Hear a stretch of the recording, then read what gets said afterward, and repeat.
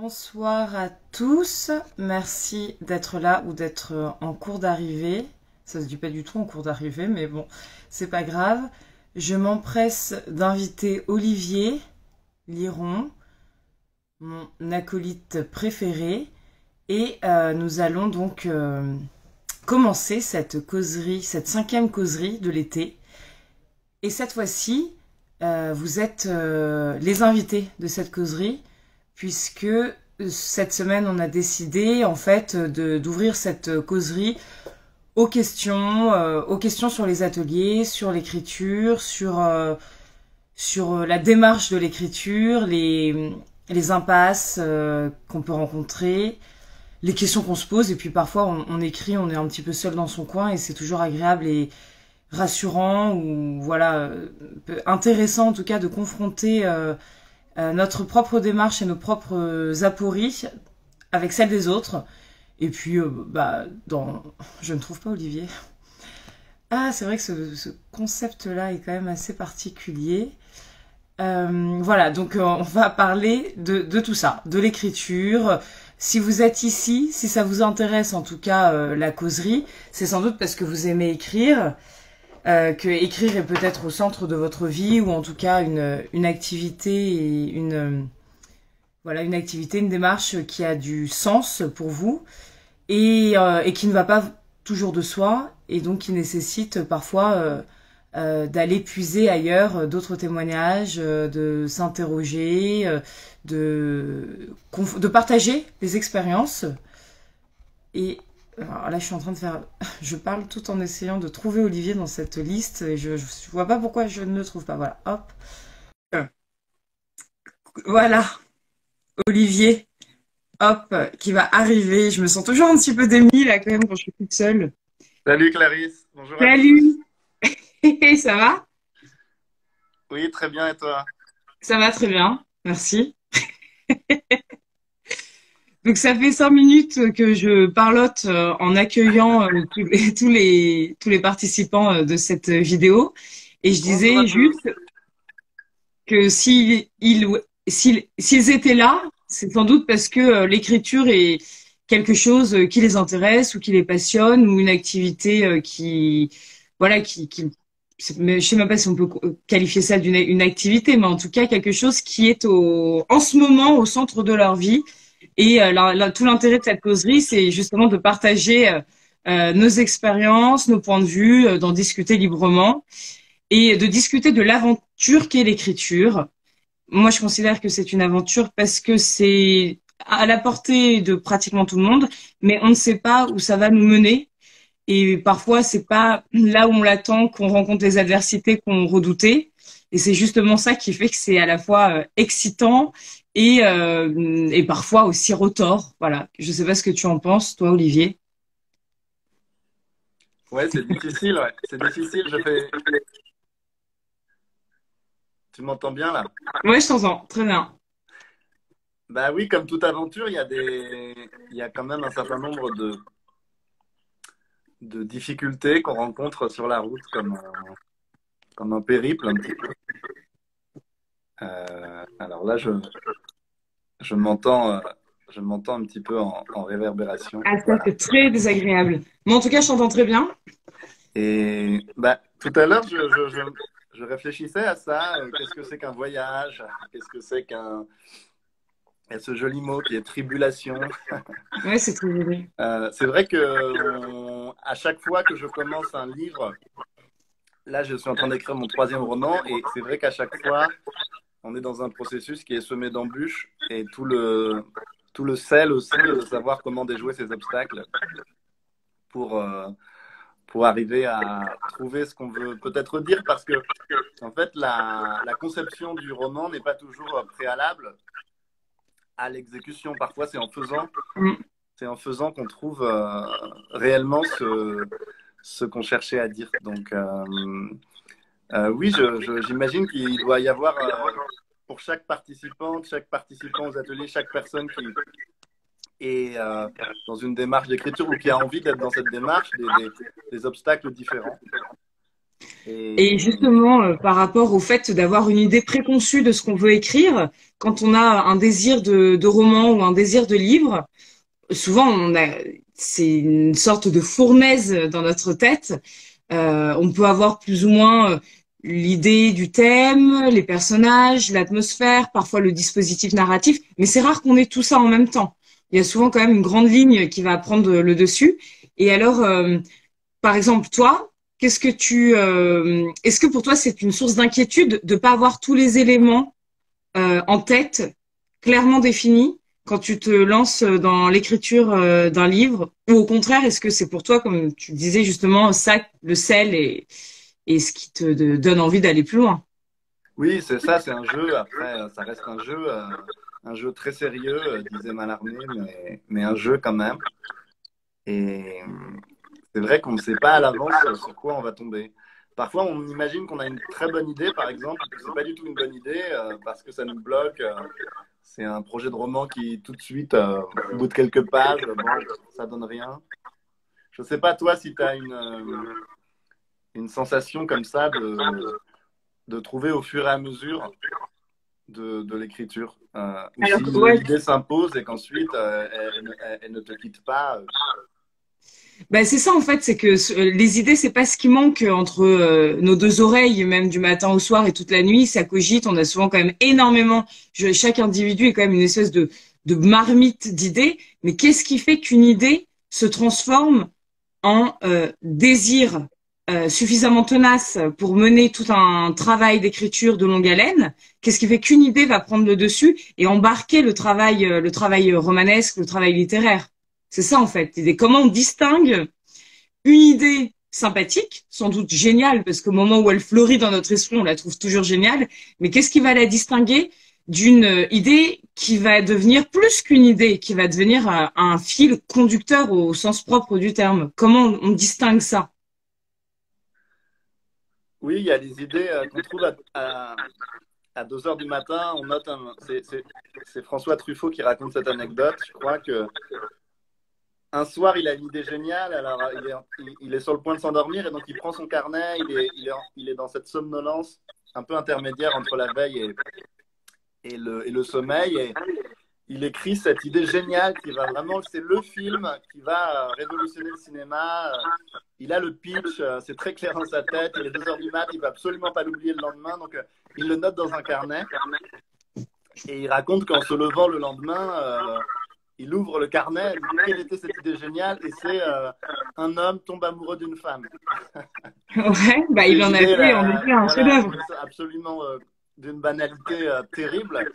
Alors certes, on peut faire des très bons films, mais enfin, c'était pas du tout l'idée révolutionnaire qu'il avait pressentie à ce moment-là de la nuit. Et c'est vrai qu'il y a toujours une sorte de tromperie parce que l'excitation qu'on a quand on a une idée, on imagine que ça va suffire pour écrire. Alors que le fameux dicton d'Einstein qui dit que c'est 99% de travail, d'effort laborieux et 1% seulement de talent, d'inspiration est très juste, quoi. Donc, incarner une idée, je pense que c'est un processus de création, une bonne définition, quoi. C'est-à-dire qu'on arrive avec des désirs, des envies, et puis voilà, comme dit Nicolas, il y a quelque chose de la maturation d'une idée, quoi. Et ce Nicolas processus-là, Auguet, moi, il dure souvent plusieurs années, 2, 3, 4 ans, plus, pour arriver à quand je travaille sur un livre. Et c'est bien aussi que ce temps long de l'écriture épouse celui de notre propre mûrissement, de notre pensée. Et j'ai l'impression que chaque livre, du coup, est un voyage pour soi-même. C'est-à-dire qu'on commence soi-même à un endroit de sa vie. Et quand on sort de l'écriture, on est quelqu'un d'autre. C'est ça qui est prodigieux. Et si c'est juste d'écrire pour publier des choses, bon, ben, je le souhaite à tout le monde et je vous souhaite aussi de continuer à publier des choses, mais il faut que ce soit, je ne sais pas ce que tu en penses, mais une si, si, métamorphose, je suis tout quelque à fait chose qui d'accord. fait que nous-mêmes, dans le processus, on va être transformé, on va être altéré par l'écriture et quand on sort de l'écriture, le monde n'est plus le même, quoi. C'est ça qui est beau. Tout à fait. On change le monde parce qu'on change le regard notre propre regard sur le On change monde, notre tout regard à sur fait, bien nous-mêmes. sûr. Donc, quand on sort d'un travail d'écriture de plusieurs années, ou même de plusieurs mois, mais on en sort différent. Et le monde autour de nous est différent, je crois. Ouais, je suis tout à fait d'accord avec cette idée de métamorphose et surtout l'idée de qu'il faut complètement avoir la patience de se métamorphoser et ne pas toujours partir avec l'obsession du produit fini et de ce que ça implique. Parce que bien sûr que quand on écrit un livre, on sait que euh, accidentellement, il peut être publié. Enfin, c'est ce qui peut arriver. C'est comme si on casse des œufs, de la farine, du lait, et de la levure accidentellement, ça peut faire un gâteau si on va jusqu'au bout.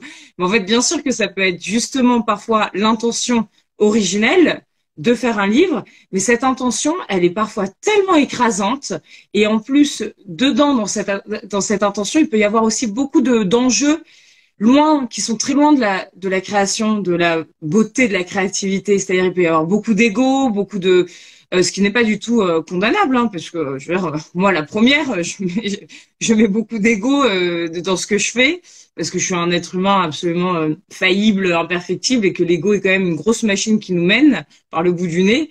Mais justement, ce que tu dis, c'est hyper intéressant, parce que l'idée d'accepter que le chemin est un chemin de métamorphose, un chemin avec aussi voilà beaucoup d'embûches, beaucoup de surprises. Bah, plus on l'accepte et plus on s'éloigne du résultat fini qu'on a absolument, qui parfois est un peu obsessionnel, la publication, la reconnaissance, le fait d'exister en tant qu'auteur, plus on va être surpris par ce qu'on va écrire en fait. Plus ça va nous laisser cette espèce de spontanéité, de jaillissement, de ouais, de surprise. Je sais pas si ce que vous en pensez, vous tous qui écrivez, un petit peu ce lâcher prise qu'on entend trop à tort et à travers. En même temps, c'est une belle expression parce que ça dit exactement ce que c'est. Lâcher prise, ne pas toujours être obsédé par un résultat ou bien par une consécration ou un effet qu'on veut à tout prix produire. Qu'est-ce que Oui, tu c'est en le penses? meilleur moyen de vivre le présent de l'écriture aussi. Mm. Il y a une part d'inconnu, je crois. Il y a une part d'imprévu. Il y a une part d'inattendu dans, dans le processus lui-même. On ne sait pas complètement ce que les mots vont dire de nous. Il y a cette phrase de René Char qui dit les mots qui vont surgir savent de nous des choses que nous ignorons d'eux. Et on ne sait pas vraiment ce que les mots peuvent révéler aussi de nos émotions, de nous-mêmes. Et se laisser surprendre, c'est quand même important. Je ne crois pas que ce soit une phrase toute faite, effectivement. Il y a Mm, quelque chose de laisser venir. C'est comme un révélateur, je crois. On arrive dans la pièce du roman et on ne sait pas vraiment à quoi ressemblent complètement nos personnages. Et puis, au fur et à mesure de la traversée, le personnage qui est à la fenêtre de trois quarts se retourne et on le saisit parfaitement. Mais parfois, c'est dans les dernières pages du livre. J'ai l'impression que ouais, tout n'est pas ouais. encore très clair au début quand on commence à écrire sur un personnage et que au fur et à mesure l'émotion se dessine, le personnage se dessine. Donc en ce Ouais, c'est sens-là, vrai. oui, c'est une aventure assez belle de se trouver soi aussi. Et oui, tout à fait. Et finalement, il y a assez peu de moments et d'endroits dans la vie quotidienne où on peut complètement accepter le fait de rien maîtriser, d'avoir plein de désirs, plein d'idées, mais pas tellement d'idées rassurantes sur comment ça va se passer, où est-ce que ça va me mener, où est-ce que j'ai vraiment envie d'aller. Finalement, les trois quarts des choses qu'on fait dans nos vies, c'est d'aller d'un point A à un point B, de passer par telle étape, de déjeuner ici, ensuite de faire ça, de faire ci. Tout est assez quand même compressé dans l'espace-temps et dans nos calendriers. Et c'est rare de faire un pas de côté. Et l'écriture, c'est très joli ta métaphore de rentrer dans la pièce du roman, ou disons dans la pièce du livre, ou voilà. C'est que c'est une pièce un peu mystérieuse qui, on ne sait pas tellement la lumière qu'elle va prendre. On accepte d'y être complètement immergé. Et puis, aussi, d'y naviguer un peu à vue, enfin, en tout cas, d'y tâtonner, tout en étant empli voilà de ces idées, de ces désirs, de ces atmosphères qui sont à l'intérieur de nous et qu'on a envie de cristalliser à travers des mots et puis de transmettre aussi. Mais c'est vrai que cette pièce, c'est très joli, la pièce de l'écriture, cette pièce à la fois très très très intime parfois aussi très faiblement éclairée et en même temps complètement mystérieuse et surprenante. Ouais, il y a quelque chose comme ça, de cette petite chambre à soi, et puis dans cet espace-là, que l'écriture peuvent venir beaucoup de choses. Il y a cette idée que parfois l'écriture est une aventure, autant que le récit justement de grandes aventures, comme on peut avoir dans la tradition du roman d'aventure. Il peut avoir aussi les deux, hein, mais cette idée que on parcourt en soi quelque chose de très important. Oui, Ouais, naviguer à l'estime, c'est joli. C'est-à-dire un peu en s'orientant comme ça au fur et à mesure. Et c'est vrai que c'est un mystère, mais c'est un très joli mystère. Finalement, il y a cette idée-là, sans doute en philosophie. Je ne sais pas, je ne suis pas philosophe, mais il me semble qu'il y a cette idée que le mystère comme ça des choses appelle l'écriture, appelle une façon de le déchiffrer, de consigner aussi des choses, des moments, et on ne sait pas toujours, on ne sait pas toujours ce qu'on va trouver en soi quand on écrit. Peut-être qu'on cherche justement à donner une forme à ce tumulte, à ces émotions, pour le dire très simplement, qu'on peut ressentir dans certains moments. Et on a parlé la dernière fois, le rapport à la mémoire est très important, quoi. On est aussi là pour conserver une trace de ces moments avant qu'ils soient emportés par la durée, grignotés par le temps. Et il y a des moments qui sont figés, alors peut-être pas pour l'éternité, mais pour nous, en tout cas, ils restent comme ça dans une forme assez jolie. Et c'est un art comme ça de mettre en lumière les choses. ouais, tout à fait. Et il y a donc un petit peu cette idée aussi de lutte, mais c'est pas une lutte qui est forcément destructrice, puisqu'au contraire, il s'agit aussi de se reconstruire, de se reconnaître. Euh, mais comme tu dis, les souvenirs, les traces, tout ce qui nous a un moment aussi traversé, on se rend compte que tout ce qui nous peuple, en fait, ces émotions, ces pensées, c'est très fugace. Et en même temps, c'est fugace parce qu'on en perd la trace orale, parce on restitue pas tout ce qu'on vit, toutes les émotions qui nous traversent, on peut pas à chaque fois les formuler. Et en même temps, c'est ce qui fait, à la fin d'une vie, c'est ce qui fait la totalité d'un être. C'est ce qui dessine aussi un destin. C'est ce qui fait, oui, l'aura d'un individu. Et c'est pour ça que l'écriture, c'est pas mal d'avoir euh, de se forcer aussi parfois.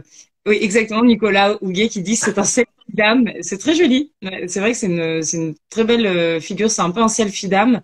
Mais si c'est un selfie, c'est aussi un selfie qui s'ouvre pas que sur soi, qui s'ouvre aussi, je pense, sur le monde qu'on contient à l'intérieur de soi.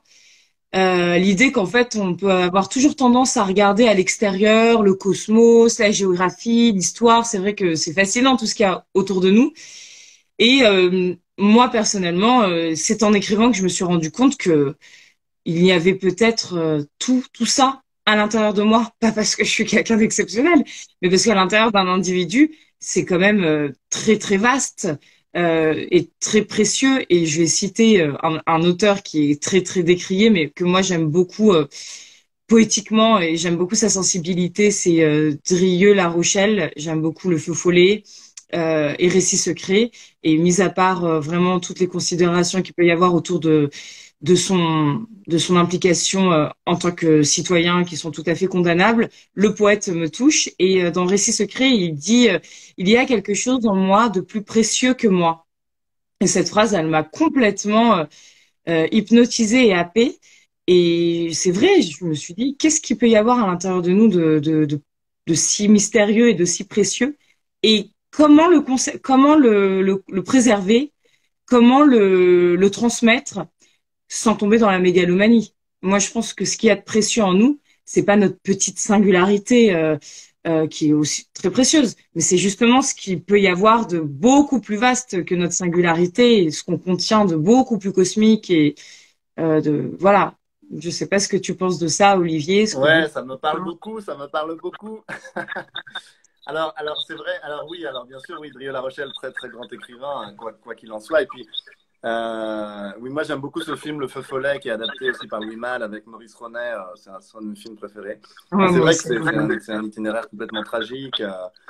Et il y a le film Oslo 21 août là aussi, là, Ouais. qui est un remake en fait, du Feu Follet. Hein, donc quand même, je pense que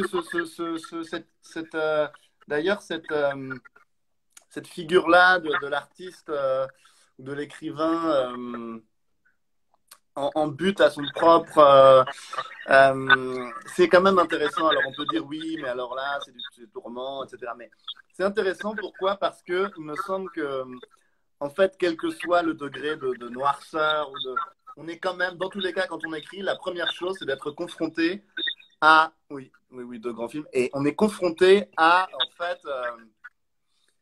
à soi-même. Et c'est vrai que se plonger, alors c'est évident dans un récit autobiographique, on va être là à se plonger dans des souvenirs d'enfance, ça fait remonter des choses, donc c'est extrêmement difficile. Et ensuite, c'est l'ambivalence du geste aussi, une capacité à dire, voilà, j'accepte cette histoire, une capacité à dire, je l'accepte, j'affirme cette histoire. Donc, cette réaffirmation de soi, c'est aussi une libération, une émancipation. Ouais, tout Donc, à c'est fait. à double tranchant. Et tout ça pour dire que il me semble que l'écriture est forcément en partie douloureuse. C'est pas vrai qu'elle puisse être complètement légère, complètement.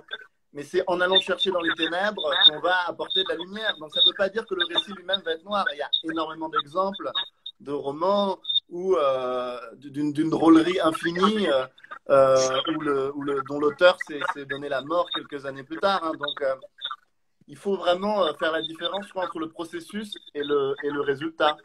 Euh, Ouais, et c'est vrai qu'on peut avoir des livres très lumineux qui vont être écrits avec beaucoup de ténèbres.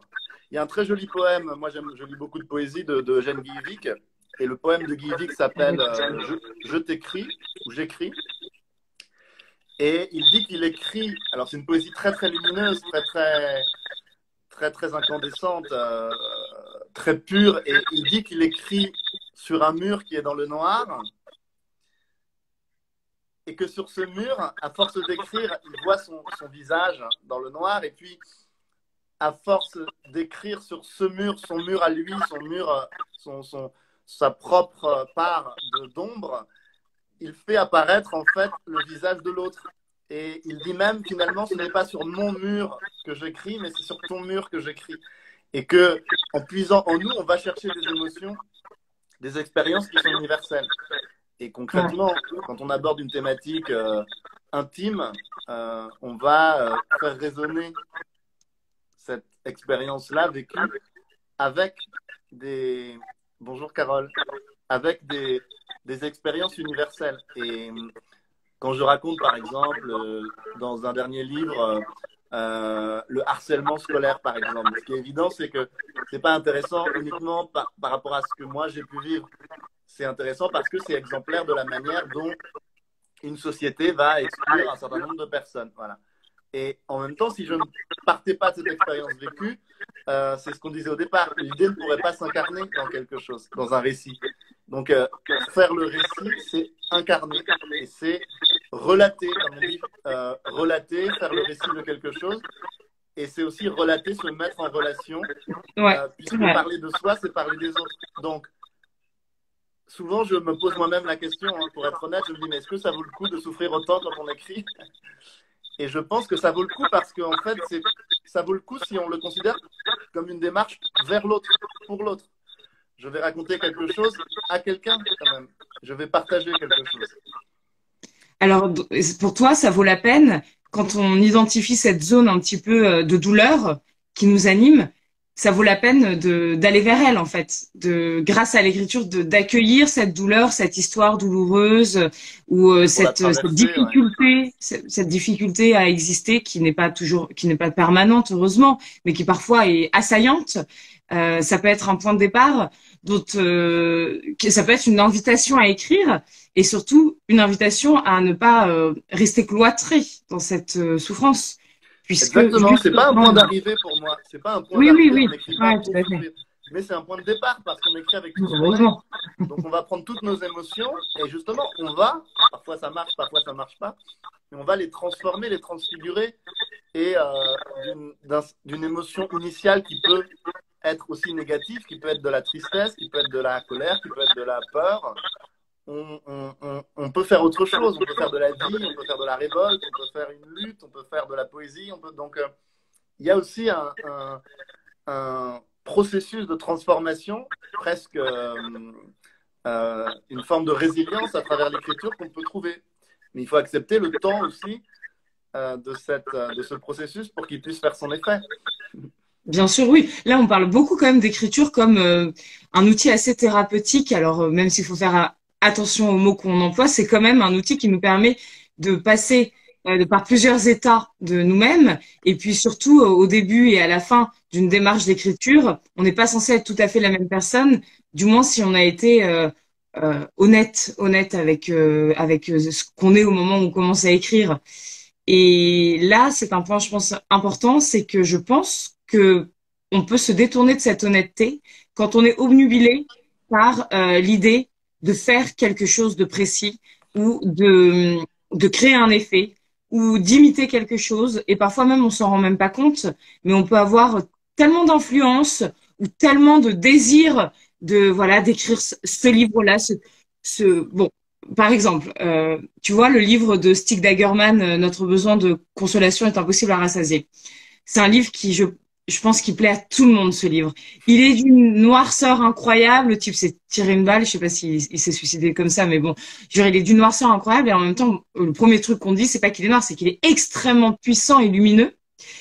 Et ça, c'est un livre qui, par exemple, longtemps, quand je l'ai lu, je devais être adolescente, longtemps, je m'étais dit, ah, j'aimerais tellement écrire un livre comme ça, mais bref, fulgurant, avec un titre presque aussi long que le livre, mais qui pourrait, voilà, traverser, émouvoir, transformer toutes les personnes qui le tiendront dans leurs mains et qui le liront.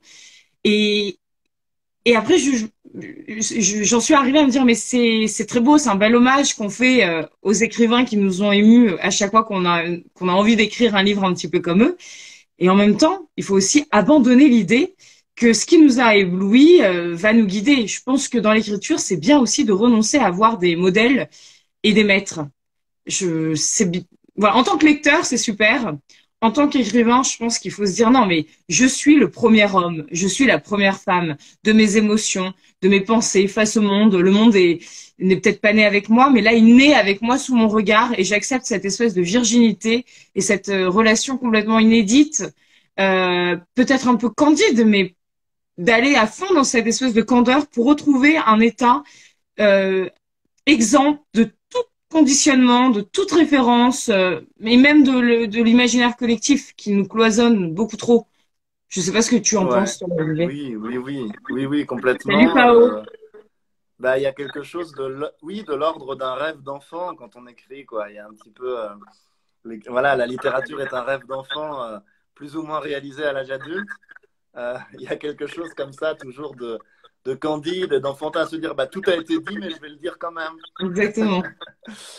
Parce que voilà, on n'écrit pas toujours pour la postérité. Parfois, on écrit simplement pour ceux qu'on aime, peut-être pour quelqu'un qu'on ne connaît pas. Enfin, Ou alors pour la postérité, juste de la seconde d'après, pour aller mieux dans la seconde d'après, c'est aussi la postérité. oui, ça dépend de ce qu'on appelle la postérité, hein. Non, non, je dis juste à Paulina, Oui, t'inquiète, tu ne te réponds pas à toi-même, mais j'ai remarqué ta présence et merci. Ouais, ce rêve oui, d'enfant, et en toujours plus connu. ce côté aussi un peu démiurgique d'écrire pour un petit peu peut-être échapper parfois à une réalité qui nous tape sur les nerfs et aller dans notre petit refuge mais c'est un refuge où on invite aussi beaucoup de personnes, en fait. C'est pas seulement un refuge dans lequel on s'isole, on se coupe du monde. C'est un refuge dans lequel on nourrit l'idée, comme tu disais tout à l'heure, de recréer du lien à notre manière avec les autres et avec le monde. Je trouve que c'est très, très prégnant dans les ateliers que j'accompagne. Chaque univers est absolument unique et singulier parce que chaque histoire, chaque sensibilité l'est. Et à chaque fois, je trouve que c'est très palpable de sentir, voilà, la relation que chacun a avec l'écriture dans sa chambre à soi et dans sa manière justement de bâtir son atmosphère littéraire. Je ne sais pas si toi tu le sens dans les ateliers que tu accompagnes. Ouais, complètement. Ben, c'est ce que disait Gaël en commentaire. Il y a une sorte de surmoi d'écriture parce qu'on a beaucoup lu. Pour certains auteurs, c'est pas toujours le cas, mais pour des auteurs qui souvent quand même ont commencé par beaucoup lire, écouter sa voix, c'est quand même un défi de taille. C'est une vraie gageure de s'autoriser à écrire quelques trucs après des gens qui ont écrit des chefs-d'œuvre, quoi. Et vraiment, dans les ateliers, je sens la même chose quand j'accompagne. Alors peut-être s'il y a des personnes comme Gaël qui ont suivi des ateliers, peut-être pourraient avoir des questions ou des ressentis en commentaire ou même venez échanger avec nous. Ce qui est sûr, c'est que moi, j'ai l'impression que je commence par aller directement dans l'émotion. Je commence souvent par arpenter des territoires qui sont plus de l'ordre de l'écriture de soi, de l'autobiographie. Et ensuite, je cherche souvent à travailler ensemble, parce que c'est un petit peu un co-travail aussi. Comment est-ce qu'on peut transformer cette matière vécue qui est souvent prise? On se dit comment je peux écrire ça? C'est trop douloureux. J'arrive pas à décoller du réel, du trivial. Et petit à petit, on peut transfigurer cette matière aussi, ou en tout cas trouver une façon de l'informer, de lui donner forme, de lui donner un souffle. Et là, c'est très concret en fait, parce que là, on parle beaucoup d'intention, de philosophie de l'écriture presque, mais il y a quelque chose qui est aussi technique, qui est un savoir-faire. Comment est-ce qu'on structure un récit? Comment est-ce Très artisanal. Voilà, il faut vraiment mettre les mains dans le cambouis et poser des questions tout à fait. Des personnages, des grands leitmotifs. Donc, il y a après ensuite cette émotion qui effectivement est présente et qui va être sculptée dans l'écriture. Ouais, va être sculptée. Et c'est ça qui est très beau. Alors, est-ce que Dostoïevski est drôle? Il y a un débat entre Nicolas et Martin. Je ne trancherai pas. En tout cas, Nicolas dit que un des livres qui l'a le plus transporté, c'est Les Carnets du sous-sol de Dostoïevski, qui est pourtant sinistre. C'était un émerveillement et ça a provoqué l'écriture. Pour moi aussi, Nicolas. C'est pour moi aussi, Nicolas. Un petit peu justement comme le livre de Stig Dagerman. C'est vrai, il y a des livres comme ça qui plongent tellement dans les tréfonds de l'âme. Bon, si c'est bizarre, tout le monde n'est pas ce personnage comme voilà enfermé en lui dans sa prison mentale. Et pourtant, encore aujourd'hui, on arrive parfaitement à s'identifier à cet état d'être qui peut sembler loin, mais parce qu'il y a quelque chose de, comme tu disais, il y a quelque chose de collectif aussi dans le sentiment parfois la perte de conviction qu'on a à exister, quoi. Tout d'un coup, parfois on se sent très existant, parfois on se sent amputé de la moitié de notre existence, on ne sait pas trop pourquoi. Et comme tout ça, c'est assez mystérieux, c'est des fluctuations internes, je trouve que l'écriture est une manière de réajuster ces sentiments très épars, ces trous existentiels qu'on peut avoir. Moi, en tout cas, quand j'écris, j'ai l'impression que j'arrive à donner une continuité, une cohérence que la vie en elle-même ne me suffirait pas peut-être ne me procurerait pas en fait. Et tout à l'heure, tu parlais de ce qu'il y a de trivial dans l'écriture, mais je dirais qu'en fait, écrire, c'est tellement trivial, c'est très trivial et bouleversant à la fois, un peu comme aller chez le coiffeur ou faire l'amour. C'est des choses qui sont très triviales et ça nous arrive à nous et pas à quelqu'un d'autre. Quand je dis chez le coiffeur, c'est parce que c'est le cliché de finalement souvent on va chez le coiffeur quand notre vie, quand on veut que notre vie change. On se dit je vais me couper les cheveux parce que là je sens Très qu'il y a un important, ouais. changement. Et ce côté-là, voilà, à la fois trivial et bouleversant, je pense c'est ça qu'il faut un peu embrasser aussi. C'est ce côté très artisanal dont tu parlais. Écrire, c'est de la matière, c'est de la patience, c'est de l'endurance. On peut pas écrire juste quand on est inspiré ou juste quand on a envie d'aller un petit peu mieux. Il faut promettre à l'écriture qu'on la retrouvera le lendemain, qu'on va pas la lâcher non plus parce que si on la personnifie, on lui demande d'être là pour nous, mais il faut qu'on soit là pour elle aussi, quoi. Il faut créer un lien, il faut qu'il y ait une relation solide et on peut pas se décourager ou l'abandonner parce que là c'est bon, on va un petit peu mieux ou parce que justement on n'y croit plus. Je sais pas ce que t'en penses toi. Dans tes moments d'abattement ou de découragement C'est ou très de juste, hein. d'habitude. Ouais. Ouais, et puis c'est vrai, alors, le livre qui m'a émerveillé, je sais pas s'il y en a eu un, en tout cas, effectivement, lire des poètes extrêmement incandescents qui disent avec une telle justesse, une telle vérité des sentiments. C'est vrai que c'est éblouissant, quoi. C'est éblouissant quand on se rend compte que quelqu'un avant nous, peut-être des siècles avant nous, a vécu la même chose que nous, l'a exprimé d'une façon 1000 fois plus précise que ce qu'on peut le. C'est fascinant, quoi. C'est fascinant. Et c'est pour ça qu'on lit, parce qu'on retrouve une fraternité ou une sororité, si on veut, avec des gens incroyables qui ont vécu. C'est Ouais, comme si on conversait avec des gens. Je veux dire, je lis Proust ou je lis Yourcenar ou mais je converse avec des personnes extraordinaires. Même certains auteurs contemporains que j'admire beaucoup, mais c'est extraordinaire là. Il y a vraiment ce sentiment très gratifiant de se mettre en lien aussi. Euh, et oui, je peux perdre le fil, je sais pas si je. mais moi justement ça me fait penser à quelque chose qu'on rencontre assez souvent quand on parle d'écriture. Il y a beaucoup de personnes qui sont intimidées par le fait d'écrire. Ah oui. Moi, écrire, mais non, c'est pour les intellos, les artistes. J'ai rien à dire, mais tu sens quand même qu'en fait, ils aimeraient parce que ça pourrait être tellement salvateur pour eux, justement, de rentrer dans la pièce qu'on évoquait tout à l'heure, leur pièce à eux, avec leurs mots, leur richesse lexicale à eux, pas celle de leurs voisins ou de leurs frères. Et alors, comment permettre à tous ces êtres qui sont intimidés par l'écriture, par la démarche d'écriture, comment toi, Olivier, tu leur donnes envie de dépasser cette timidité comment tu pourrais encourager quelqu'un à dire, mais c'est pas, ça te concerne, en fait. Si tu veux écrire, c'est juste un moyen mais derrière l'écriture, c'est ton imaginaire, c'est ta richesse lexicale, c'est ta vision du monde, c'est ta sensibilité, c'est ta manière de ressentir, de percevoir. Et l'écriture peut te permettre de cristalliser tout ça, de condenser tout ça, de le transmettre ou pas. Mais c'est en ça qu'on se découvre soi, quoi. Comment toi tu dis aux gens, Je tu pense aides les que gens à dépasser ça? ouais, c'est une bonne question. Je pense que d'une part, c'est comme avec la lecture, c'est-à-dire qu'il y a des blocages qui sont d'ordre sociologique ou Mm, qui sont d'ordre sociaux, c'est-à-dire que pour la plupart des gens, je m'inclus parmi ces personnes-là qui ne sont pas nées dans un milieu parisien ou, sans faire de raccourcis, mais un milieu extrêmement investi déjà par la littérature, ouais, par la symbolique de la littérature. On a du mal à trouver la légitimité. Ça, c'est pour moi, c'est la première chose. C'est vraiment mm, mm. existentiel, social. Je me dis, mais je n'appartiens pas à ce monde-là.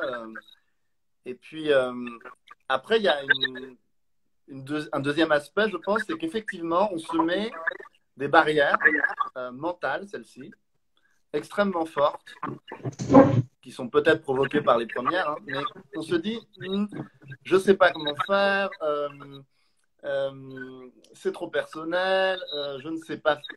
Et il y a énormément de peurs, de croyances limitantes, on pourrait dire, qui font que on n'ose pas. Et je pense, pour faire le lien avec ce qui a été dit avant, que c'est très, très principalement parce que on imagine justement que la langue elle-même, le fait d'écrire un livre, et ça correspond à une certaine image de la littérature qui est un peu Mm. tronquée. Bah, si utiliser une langue, et c'est une vision de la littérature qui est encore très prégnante, c'est utiliser une langue très soutenue, c'est un petit peu s'exiler de la langue ordinaire et aussi de la population ordinaire, c'est être Mm. exceptionnel. Et moi, je m'inscris en faux contre cette vision-là. Je pense que la littérature, l'écriture, elle est pour tout le monde. Et en rendre l'accès possible parce qu'on va être, je sais pas moi, enseignant, libraire, que sais-je, bibliothécaire. Euh, à mon humble échelle, en étant effectivement cet accompagnement-là d'auteur. Alors, il faudrait demander aux personnes qui ont suivi l'atelier comment est-ce que ça a pu ou pas les débloquer, mais j'ai l'impression que le fait d'avoir un regard, d'investir du temps, de l'argent, un temps, vraiment une durée, un processus, s'engager là-dedans, Ouais, ce pacte-là permet aussi ensuite de se donner voilà, un cadre à l'intérieur duquel on peut écrire. Et moi, je n'ai pas l'impression de donner des recettes pour écrire. Je peux évidemment donner des conseils, des retours précis, des pistes de lecture, accompagner individuellement une personne dans sa singularité. Mais le travail, il est fait par l'auteur, que ce soit dans un atelier d'écriture à l'échelle de textes courts ou ensuite pour un livre. C'est une rencontre avec soi-même. Donc, et il y a encore cette phrase de Proust qui est très jolie, qui est très célèbre à la fin du temps retrouvé, où il dit voilà, la littérature, il commence en disant la littérature est la vraie vie, la vie enfin découverte et éclaircie. Et puis après, il rajoute finalement, la littérature permet de communiquer ce qui sans cela ne serait pas communicable. Et de faire un petit peu se transvaser comme des vases communicants les êtres humains. J'exprime à travers ça ce que je ne pourrais pas dire avec uniquement des mots en 2 minutes 30 sur RMC BFM TV. Je dis ça parce que souvent, quand on est écrivain, tu sais un petit peu ça. On peut être interviewé, que ce soit à la télévision ou ailleurs, pour un petit peu résumer un livre en 1 minute 30. Alors, c'est nécessaire. Je pense que ça peut être une bonne entrée dans les livres. Je ne remets pas ça en question, mais en fait, tout ce qu'on dit vraiment, on a besoin de la littérature pour le déployer, pour vraiment inventer un monde, inventer un univers et le partager. Et ça, il n'y a que les mots qui peuvent le faire. Et c'est très beau d'aider des gens à accoucher de leur style à eux, de leur vision à eux du monde, de leur regard sur les choses. C'est très gratifiant en tout cas à faire en tant que animateur de ces ateliers. Après, je pense que ça peut être très difficile et être très courageux aussi comme démarche pour une personne de s'inscrire à un atelier avec les réticences qu'on peut avoir légitimement, dans quoi je vais être embarqué. Et avec ce courage, on arrive à des choses merveilleuses. Moi, j'ai eu quand même beaucoup de retours assez incroyables, enfin très généreux, très bienveillants, mais très bouleversants aussi pour moi, de dire ouais, ça m'a aidé, non pas à accoucher d'un chef-d'œuvre en 15 jours, mais ça m'a aidé à avoir confiance, à trouver effectivement dans ce regard une impulsion pour écrire. Et je pense que si ça peut être ça aussi, donner un atelier, c'est-à-dire accompagner quelqu'un dans une expérience de vie, dans une expérience d'écriture et de vie, parce que c'est la même chose, bah, c'est très bien. Je ne suis pas certain, même si évidemment je le souhaite, que toutes les personnes vont ensuite s'engager dans l'écriture d'un roman, ou peu importe, peut-être que ce sera plus tard, mais en tout cas donner, parce que moi c'est ma vocation au départ, d'enseignant aussi, de donner envie, donner le goût de la beauté, d'écrire des livres, transmettre, voilà, et ce qu'on fait ensemble dans ces ateliers, pour moi, c'est aussi ça, c'est impulser une dynamique, quoi. Sans paillettes, mais avec quand même l'idée qu'on fait quelque chose qui est, pour moi en tout cas, qui est beau parce qu'il est vrai, parce qu'il est sincère, quoi. Et je pense pas, en disant ça, minimiser les difficultés qu'il peut y avoir à écrire, qu'on soit entre guillemets professionnel de l'écriture ou simplement quelqu'un qui écrit pour le plaisir. C'est difficile, de même que c'est difficile de se mettre à l'escrime ou au poney. J'en sais quelque chose. Je n'ai jamais réussi à faire du poney. Je fais une promesse solennelle. Je donne un atelier d'écriture gratuit en échange à quelqu'un qui, en échange, m'apprend à monter à cheval. Je trouve que c'est extrêmement difficile. Vraiment, j'ai une admiration immense pour les cavaliers. Je n'ai jamais réussi à tenir plus de 2 secondes sur un poney, même le poney le plus doux, le plus Shetland. Même les poneys du Luxembourg où tu as 4 personnes qui te tiennent et qui Jamais, te soutiennent. jamais. Moi, c'est ma seule expérience du poney et c'est vrai que C'est un je sais pas me dire. équilibre. Pourquoi moi je suis en colère? Je suis rarement en colère, tu sais, mais parfois je suis en colère contre les gens qui veulent nous faire croire qu'on peut écrire comme ça. Alors, bon, on a un mois entre deux années, bon, allez, pendant un mois, et puis je vais le mettre, et puis mais ça prend du temps. Je ne dis pas, il y a certains génies qui en un mois peuvent accoucher de choses extraordinaires. Stendhal a écrit la Chartreuse de Parme en 28 jours. Bon. Mais moi qui ne suis pas Stendhal, j'ai besoin de plusieurs. J'ai écrit pendant, sans qu'on soit tous les deux très vieux, mais on écrit depuis qu'on est petit. Ça prend des années, des dizaines d'années parfois pour montrer ces textes. Il n'y a pas l'injonction à la productivité, c'est-à-dire, ah, c'est bien, j'ai fait cet atelier, et puis du coup, grâce à ça, en 2 semaines, j'ai trouvé le. Oui, voilà, les poneys, j'ai grandi parmi les ânes, les chevaux, les poneys, et je les contemple, mais je ne sais pas les monter dessus. C'est quand même très compliqué. C'est très compliqué. Donc non, plus sérieusement, voilà, c'est un chemin et il peut prendre longtemps et je trouve que c'est normal, c'est OK. Moi, je ne dirais jamais à quelqu'un qui fait l'atelier, oh là là, dis donc, bon, Je rame un peu là. semaine, non. Il est évident que ça demande un temps Ça très. demande cette patience dont on parlait. Et oui, cette humilité, ça peut paraître pas très humble de dire il faut être très humble pour écrire, mais justement entre le point de départ quand on commence à écrire et il y a jamais de point d'arrivée d'ailleurs, mais sans humilité d'ailleurs, j'aime bien l'étymologie que j'ai découverte récemment d'humilité. Je crois que c'est humus, la terre, Ah et oui. quelque part aussi écrire. Il faut un petit peu, comme on disait tout à l'heure aussi. Ouais, garder les pieds sur terre au sens métaphorique, mais au sens aussi très littéral, parce que avoir un rapport avec la terre, avec l'espace, avec les éléments qui nous entourent, parce que en fait, ils nous procurent énormément d'inspiration, ils nous soutiennent, ils contiennent notre corps, ils contiennent nos bras, ils contiennent notre tête. On est lourd en fait sur terre. Et en plus, on a beaucoup de choses à dire sur ce monde et qui nous porte du matin au soir et on n'arrête pas de le critiquer, mais lui, il porte quand même tout notre poids et nos marasmes et nos sensibilités qui doivent être très, très, très chargées et fatigantes à porter.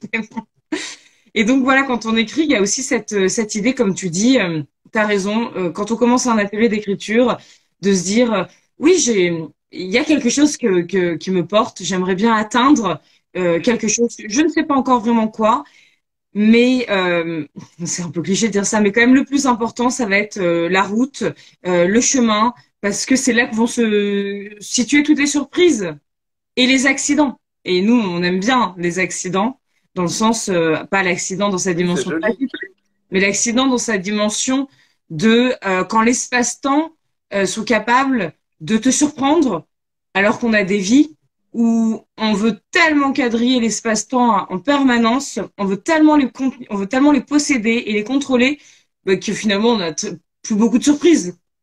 Et Oui, et l'écriture, puis c'est on sait, ça, l'univers quoi. s'est créé par un accident extraordinaire. Ouais, Les plus belles exactement. découvertes en science se font par accident. Il y a Tout à quelque fait. chose comme ça. Après, de donner un cadre pour provoquer ces accidents, c'est intéressant. Exactement, un Et c'est cadre, vrai que voilà, moi, c'est je suis exactement toujours ça. très sincèrement ému par cet accompagnement, puisque là, on axe un petit peu la discussion aussi là-dessus, sur qu'est-ce que c'est qu'un atelier finalement, est-ce qu'on peut apprendre à écrire, etc. Bon, je ne sais pas, je n'ai pas la réponse, mais il me semble que moi, je suis très ému quand je vois que quelqu'un, effectivement, finalement, a ce courage-là de se dire, bon, allez, euh, je, je me donne ce temps, cette chance, cette opportunité d'écrire et le courage aussi, quoi. Je commence toujours en général par féliciter, en fait, les personnes. Alors, ça peut sembler un petit peu un petit peu complaisant ou un petit peu. Mais c'est vrai, c'est-à-dire que c'est vraiment bravo, quoi, d'avoir aussi ce courage vraiment, ouais, il faut quand même ce courage-là. Et Bah oui, c'est le courage dont tu parlais tout à l'heure, qui est le courage oser, qui quoi, consiste aussi à plonger à oser l'intérieur de soi. écrire, faire ce saut, c'est joli, vraiment. Et puis après, on ne sait pas toujours comment et sur quoi va aboutir l'atelier. Moi, j'ai des personnes au départ qui ne savent pas si elles ont envie vraiment d'écrire quelque chose. Et puis, à la fin, ah bah oui, je vais écrire, pas forcément un roman. Parfois, c'est un recueil de textes sur l'art, sur des tableaux qui m'ont inspiré. Parfois, c'est des poèmes, un recueil de poèmes. Parfois, c'est autre chose. Ça peut être un spectacle pour certains qui sont aussi sur le théâtre. Donc, il n'y a pas de recette unique. Il n'y a d'ailleurs pas de genre unique. Il n'y a pas que le roman dans l'écriture parce que la littérature, elle est médiatisée essentiellement autour du roman, mais écrire, oui, un recueil ou autre chose, c'est très très beau. Donc là, j'ai rencontré un artiste qui a écrit sur des arbres. Voilà. Donc on peut écrire sans vouloir forcément. Euh, voilà, avoir son nom imprimé, c'est très bien de vouloir ça aussi, mais je pense qu'il y a plein de facettes qu'on peut développer dans un atelier de création. Moi, j'ai fait énormément, pour prendre un parallèle, d'ateliers de danse, alors que jamais je n'aspirerais à être danseur professionnel. Mais ça m'a beaucoup aidé de faire des ateliers de danse pour l'écriture. Et donc, peut-être qu'un danseur ou quelqu'un d'autre voudra faire des ateliers d'écriture pour puiser dans son intérieur. Il y a une plongée, quoi. On va plonger en soi. Et Ouais. ça, qu'on soit jardinier ou qu'on soit simplement un être humain, c'est très bien d'aller plonger en soi pour trouver des choses. Et, Ouais. c'est là, c'est le départ de tout, quoi. Tout à fait. Je suis désolée, en fait, tout à l'heure, il y a quelqu'un que je ne connais pas qui m'a téléphoné. J'ai raccroché et ça a coupé un peu le son. Mais tu m'entends, toi, Olivier? Oui, non, ça va. Ben moi, je t'entends pas très bien, en fait. Donc, Tu m'entends moins, peut-être? je t'entends presque pas, mais bon, c'est pas grave. Ça, c'est encore un aléa technique dont on va éviter. Oui. Voilà. Mais en tout cas, c'est peut-être le moment de poser, de demander aux participants et aux participantes qui Mm, sont là, derrière leur écran mm, en ce moment, s'ils ont des questions à poser sur les ateliers, sur la démarche de d'écrire dans le cadre d'un atelier. Voilà. Donc n'hésitez pas, si vous avez des questions, vous pouvez proposer de participer à la vidéo directement ou alors écrire votre question dans le ajouter un oui. commentaire. N'hésitez pas, nous sommes là pour ça. Et Oui, venez nous parler. venez nous... On se sent un petit peu seul, là. Oui, c'est vrai ce que tu dis, Nicolas, sur le fait de jouer finalement de la guitare sans avoir envie de donner de concert, par exemple. Moi, c'est pareil. Et c'est très bien, vraiment, c'est très bien de se dire, je commence à écrire, je n'ai jamais écrit de ma vie, je vais en faire un roman. Franchement, c'est très bien. Au contraire, je salue ce courage. Mais moi, j'ai écrit pendant très longtemps sans la moindre idée, c'est très sincère, qu'un jour, je publierai des textes imprimés. J'ai commencé quand j'étais enfant, j'écrivais des petites aventures, justement, vraiment. J'avais ma meilleure camarade de classe qui était kidnappée par les voisins. Donc, je les retrouvais sous l'arbre du jardin, je leur donnais une mallette pleine de faux billets. C'était des aventures comme ça, très, très imaginatives, je pense. Mais je pense pas qu'elles soient immortelles, quoi, dans la littérature. Et donc, j'en ai écrit comme ça pendant longtemps. Et puis, il y a des poèmes, et puis voilà. Et quand j'ai commencé à être adulte, j'ai continué à écrire sans idée de publier. Et au fur et à mesure, bah, naturellement, j'ai créé avec une amie qui est Amina Damerji une revue qui s'appelle La Sèche. Et voilà, on a commencé à publier, mais c'était quand même un cercle d'amis. Donc ça s'est fait très très lentement, quoi. Et donc aujourd'hui, je suis toujours un peu ébahi de ma chance et aussi de cette opportunité-là de pouvoir publier un texte. Mais c'est pas quelque chose que j'avais programmé. Je crois pas vraiment aux gens qui disent à 5 ans, je savais que j'allais être écrivain. Je dis pas qu'ils sont pas sincères, hein, mais moi, pour moi, je n'y crois pas. Je pense que la vie fait que, peut-être par accident, justement, on se met à écrire, à raconter des choses. En tout cas, moi, je pense que il y a beaucoup d'imprévus, quoi. Il y a beaucoup de hasards qui font que on se retrouve. Peut-être que la vie nous choisit, ça c'est possible. Et que, voilà, toi, tu dois écrire. Je ne sais pas qui dit ça, mais il y a la vie. La vie nous dit, toi, tu dois écrire. Oui, bah, en tout cas, c'est justement cet aspect impromptu de l'écriture est hyper intéressant. D'ailleurs, il y a une librairie qu'on aime beaucoup qui s'appelle l'Impromptu. Et je pense que c'est pas un hasard. Super librairie. Cette capacité d'émerveillement aussi qui nous inspire et qui nous nourrit beaucoup dans l'écriture, faut l'alimenter, faut l'entretenir, faut la nourrir grâce aussi justement à ce sens de l'improvisation et de la non-préméditation.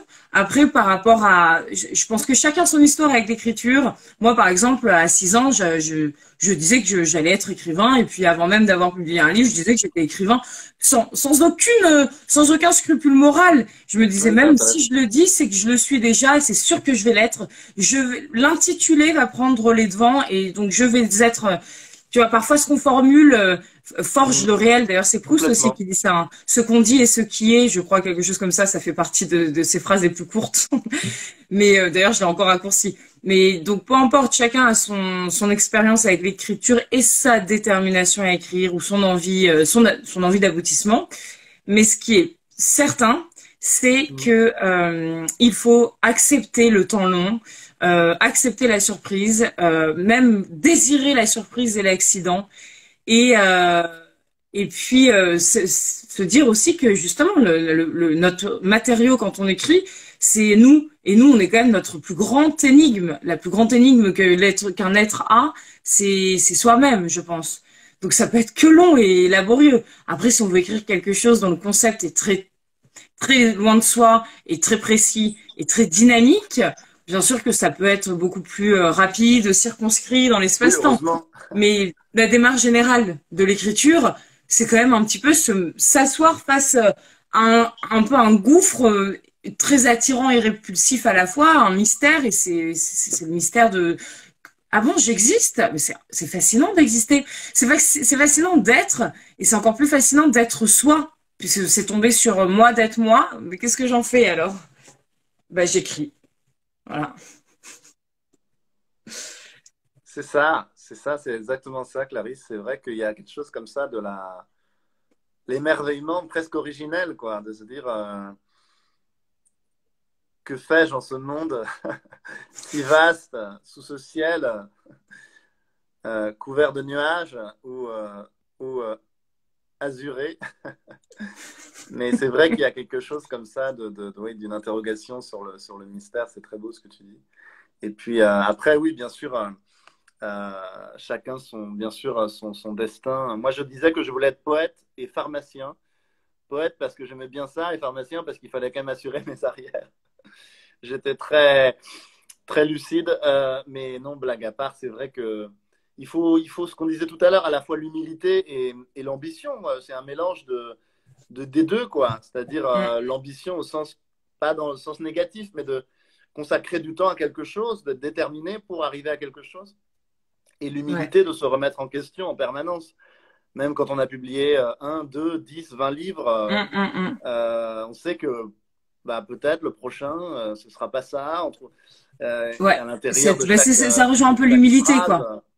Ce que tu disais, la remise en question permanente. Bon, faut pas non plus toujours vaciller, être pris dans cette espèce de vertige permanent, parce que sinon, on peut plus mettre un mot derrière l'autre. Mais cette capacité à se remettre en question, c'est aussi, je pense, un grand moteur, enfin en tout cas un soutien, un allié énorme dans l'écriture. En fait, il faut être, voilà, pas trop prétentieux quand on se lance dans l'écriture. Au départ, ça peut être empli justement de ce dont on parlait tout à l'heure, d'ego et de prétention. Puis plus on s'y frotte, plus on s'y colle, et plus on se rend compte que c'est vraiment ce dont il faut s'éloigner. Est-ce qu'il y a des questions de la part de qui que ce soit, de quelqu'un? Est-ce que vous avez des questions ou pas que des questions, on n'est pas à l'école ni dans un cours magistral, mais justement une envie de partage, une réflexion, une pensée, un commentaire, un mantra, un vœu. Mais je crois qu'il y a peut-être une invitation. Attends. Ah, Olivier sait donner confiance, encourager et donner le meilleur de nous-mêmes, de la part de Daniel Hommage, merci beaucoup. Et Bibli de Nana, merci comment Daniel. s'inspirer par des géants de l'écriture, des gens dont on admire les écrits sans qu'on soit bridé, intimidé, sentiment d'illégitimité. Alors, je ne sais pas quand est-ce que cette question a été posée, mais je pense, merci beaucoup pour la question, mais je pense on Merci. y a partiellement répondu et à notre mesure avec, de manière très subjective, hein. Mais tout à l'heure, quand on parlait justement de l'importance de la lecture et, en tout cas, j'aimerais dire un truc par rapport à la légitimité, ça revient très souvent. Déjà, il n'y a rien de plus répandu que le sentiment d'illégitimité en général dans Ouais. l'existence. Je dirais qu'on est presque avec ce sentiment-là, mais après, il est plus ou moins développé chez certains individus. Je pense que pour l'écriture, il faut complètement s'en défaire de manière presque arbitraire. Rien, jamais ne va nous dire qu'on est légitime pour écrire. Et même quand on sera à l'Académie française, je suis sûre qu'il y a des académiciens, des gens qui sont qui ont eu le concours, qui sont à l'Académie, hein, qui se sentent pas légitimes. La légitimité, c'est pas au monde de nous la conférer. C'est à nous-mêmes de dire, bah moi je me sens comme ça, et puis c'est tout. Je suis comme ça quand je me lève le matin. C'est dans ma chair, dans mon être, dans ma sensibilité. Je sens que je dois écrire et c'est tout. Ne serait-ce que de se poser la question de la légitimité, c'est de se la refuser. Moi, je me la suis jamais posée. Est-ce que je suis légitime? Est-ce que je suis légitime de respirer de l'oxygène dans la rue? Bah oui, j'inspire, j'expire. Et Je tu as fais ton pas. masque, Tu vois, c'est presque. Est-ce que je suis voilà, toutes ces démarches, je le fais parce que c'est comme ça. C'est tout. oui, respirer, c'est important et écrire, écrire tout autant. Nicolas, tu as raison, personne n'est légitime, alors allons-y, voilà. Mais moi, je vois pas tous ces commentaires. Ah, Alors attends, on a peut-être qu'il n'est peut-être, pas apparu. il y a quelqu'un, Juju Lifestyle, qui veut poser une question directe.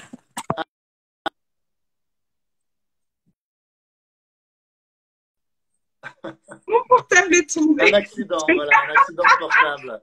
Ah, ça, c'est Un terrible, ça. accident, ouais. Voilà. Ça, c'est terrible.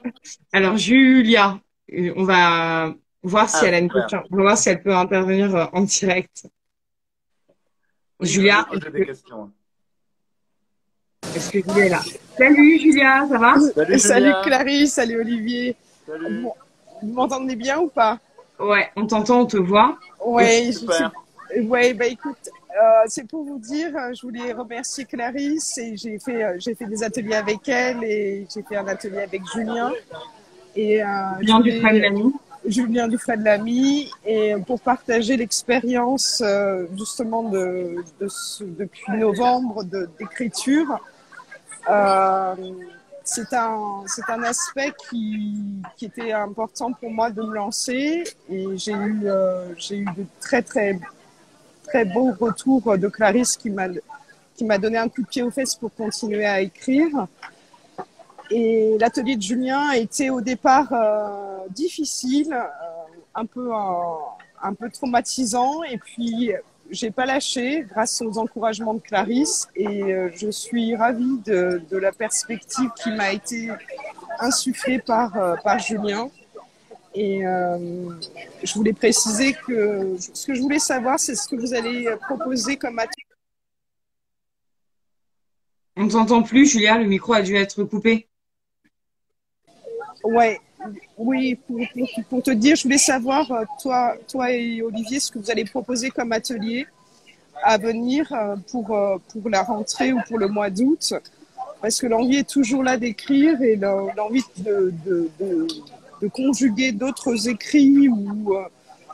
J'ai commencé le roman, mais je vais m'atteler, comme disait si bien Olivier, ça prend du temps. C'est une démarche qui est quand même longue pour trouver les ressorts au fond de soi pour continuer à continuer un roman. Mais si vous proposez d'autres ateliers, ça sera avec plaisir que je serai enchantée de vous écouter pour savoir ce que vous allez proposer. Merci beaucoup, Julia. Merci Merci pour ces Julien. retours sur les ateliers. Alors déjà, il y a un point qui est hyper intéressant, c'est quand tu dis qu'avec Julien, ça a été un peu une épreuve, le début. Et pour avoir suivi un peu de loin, c'était très intéressant ce qui s'est passé. C'est là que l'écriture est intervenue comme véritable guide. Julien est un excellent écrivain et un très très bon accompagnateur d'ateliers. Et en fait, il s'est passé vraiment quelque chose qui est de l'ordre de la friction dans le bon sens, c'est-à-dire des univers et des sensibilités qui sont pas forcément au départ ajustés, ou disons qu'il ne faut pas forcément complètement ouvertes l'une à l'autre. Et c'est par les mots et par les propositions que Julien a faites et les retours qu'il avait sur le texte que la compréhension est née et que les sensibilités ont pu justement se déverrouiller. Et j'ai trouvé ça hyper intéressant d'assister à ça. Donc, merci pour ton retour, Julia. Et est-ce que tu peux couper ton micro, s'il te plaît? Merci beaucoup.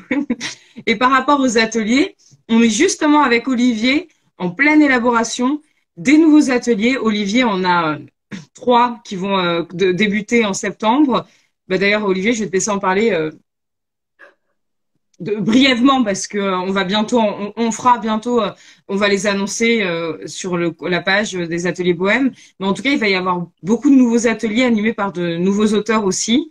Moi, je vais en animer. Olivier va continuer à en animer. Ceux qui l'animent déjà, plus des nouveaux sur lesquels on est en train de travailler et qui sont justement dans la perspective toujours de l'audace, l'audace d'écrire, se lancer. L'audace de se rencontrer soi-même, de découvrir sa richesse lexicale, sa simplicité et sa sophistication dans son univers littéraire. Olivier, je te laisse en dire 2 mots. Oui, merci Julia pour ton retour et ta question. Je trouve ça super que ce soit bien sûr nos ateliers avec Clarisse ou ceux de Julien ou d'autres, que effectivement ça puisse être comme ça une étoile qui guide un petit peu et qui donne envie surtout. Ça me touche beaucoup. À la rentrée, on va préparer plein de surprises. Je vais peut-être laisser Clarisse en parler. Moi, je vais donner un nouvel atelier. Je vais continuer à donner l'atelier se lancer dans l'écriture, qui est vraiment fait pour donner envie, accompagner des personnes qui n'ont jamais ou qui ne peut écrire. Et je vais proposer un nouvel atelier autour justement de l'écriture de soi, autour de l'intime, autour de l'autobiographie, parce que d'une part, je vois que c'est un besoin, une envie d'être accompagné, et que d'autre part, moi, ça m'intéresse beaucoup aussi de m'interroger là-dessus. Comment est-ce qu'à partir de la mémoire ou d'une mémoire familiale, on peut construire un récit, on peut s'inventer, faire le récit de soi, parce que c'est en faisant ce récit de soi qu'on s'invente et qu'on est libre. Donc, j'ai vraiment très envie de proposer cet atelier autour de l'autobiographie. Voilà, donc pas mal d'ateliers, justement, parce que depuis tout à l'heure, on parle de cette importance de se découvrir soi-même à travers l'écriture. Donc, pas mal d'ateliers vont converger vers cette perspective, mais avec des animateurs différents, donc des propositions différentes. Toujours le côté aussi ludique, bien sûr. Écrire, on l'a suffisamment évoqué, ça peut être douloureux, ça l'est nécessairement, mais les propositions sont censées être justement stimulantes et ce sont des ouvroirs, des ouvroirs de sensibilité, des ouvroirs d'honnêteté. Et puis, il y aura aussi des ateliers plus précis qui permettent d'écrire d'autres choses que pas forcément de l'écriture intime. Ça peut être aussi de l'écriture plus romancée, avec des thèmes plus particuliers. Donc, tout ça, on est en train de travailler dessus, justement. Et aussi, mais on l'annoncera plus tard, on travaille aussi sur une sorte d'ouverture philanthropique aux ateliers Bohème, où on veut permettre de montrer à quel point l'écriture est un outil qui permet de changer, en tout cas d'embellir le monde, de le transformer, de se transformer soi et donc de transformer le monde, de bouger les lignes. Et on va collaborer avec des associations qui en fait s'engagent sur le terrain pour défendre des causes et des valeurs. Et comme l'écriture, c'est aussi une manière de s'engager, de défendre aussi des valeurs, des causes, d'illuminer des choses qui sont peut-être parfois trop tapies, trop enfouies ou trop obscures, de confronter ça et de voir comment l'écriture peut parfois permettre à la réalité, bousculer la réalité, aller la remettre en cause, et comment écriture et réalité sont des terrains qui sont différents, mais qui peuvent avoir beaucoup de choses à se dire et beaucoup de choses à se nourrir, en fait. Voilà, se nourrir et transformer le monde. Ouais, n'ayons pas peur des mots. Donc, bah, merci beaucoup, Julia. Voilà, si vous avez des questions, en fait, vous pouvez faire comme Julia, demander d'intervenir dans le live. Et, euh, et nous vous acceptons si je ne fais pas bousculer mon portable comme tout à l'heure. Mais voilà, je crois que c'était tout. Cette vidéo, de toute façon, va être retransmise après sur la page des Ateliers Bohème, en podcast aussi, comme on le fait sur SoundCloud, Spotify. On vous donnera les liens. Et puis, et sur YouTube aussi. Voilà. Olivier, est-ce que tu veux conclure? Bah oui, conclure en remerciant, euh, Julia et tous les participants que j'ai eu pour l'instant. C'était pour le coup, pour boucler la discussion, une aventure assez magnifique, et je suis certain qu'il y en aura d'autres, il y en aura de nouvelles, et moi j'ai hâte, ouais, de continuer à, à proposer des nouveaux ateliers, à continuer à aider les gens à écrire, parce que je pense que ça fait du bien au monde. Et oui, je pense n'ayons pas peur des mots. D'ailleurs, si on prend l'expression au sens littéral, c'est assez joli. N'ayons C'est pas peur vrai, des mots, c'est vrai. au contraire, ayons confiance dans les mots. Mm. Et oui, les mots peuvent éclairer le monde, les mots changent le regard qu'on a sur le réel. On a tous des vies absolument extraordinaires et on ne le sait pas. Donc oui, Tu serais vivre pas est en une train aventure. d'écrire un livre de développement personnel par hasard, Olivier, en ce moment? Vivre est une Non, mais aventure extraordinaire. C'est pas moi c'est qui clair, le dis, c'est d'accord. pas le développement personnel ne fait que reprendre ce que dit Rimbaud, hein. Rimbaud, enfin oui, Marc Aurèle, les stoïciens, toutes les personnes qui étaient un Exactement. petit peu éclairées et qui soufflaient Et d'ordre ça général et de transforme. bien-être. C'est une phrase dans une saison en enfer, ou dans les Illuminations de Rimbaud. Ta mémoire et tes sens ne seront que la nourriture de ton impulsion créatrice. Quant au monde, quand tu sortiras de l'écriture, que sera-t-il devenu? En tout cas, Wow. rien des apparences actuelles. Donc voilà, c'est pas Ouais, moi qui le tout à dis, c'est fait, Arthur. tout à fait. Merci Arthur. Merci à tous les Arthurs qui ont été parmi nous, avec nous ce soir pendant cette causerie. Et merci Olivier pour toutes non seulement tes très belles références, mais pour ta poésie à toi, quoi. T'as même pas besoin de te raccrocher, tu te raccroches pas au poète, hein. Mais t'es vraiment, je maintiens, t'es un poème à toi, t'as un poème à toi seul, ta sensibilité, ta manière comme ça de brasser les mots, les idées, les émotions, ça ne cesse de m'éblouir et Et vraiment, toi, je ne peux que le conseiller. tu es un roman à toi toute seule. Bon, on va éviter de s'auto-congratuler en direct quand même, mais bon, on s'aime Nous sommes beaucoup, tous ça, des c'est poèmes sûr. magnifiques. C'est Et vrai, en tout cas, nous sommes non, des mais c'est vrai romans. que je ne peux qu'encourager les participants, voilà, à cette conversation si vous aimez Olivier, c'est une chance inouïe d'être suivi par lui dans les ateliers, aussi tout autant que par Julien Dufresne-Ami, qui est un excellent animateur, en plus d'être un très très bon écrivain, et les nouveaux auteurs qui vont rejoindre l'aventure des ateliers Bohème à partir de septembre qui vient. Donc à la semaine prochaine, est-ce qu'on annonce notre invité? Bon, on l'annoncera dans les jours qui viennent. L'invité de la causerie de la semaine prochaine. En tout cas, merci beaucoup et bah, bonne soirée à tous. Merci à tous. Merci Clarisse. Merci Olivier.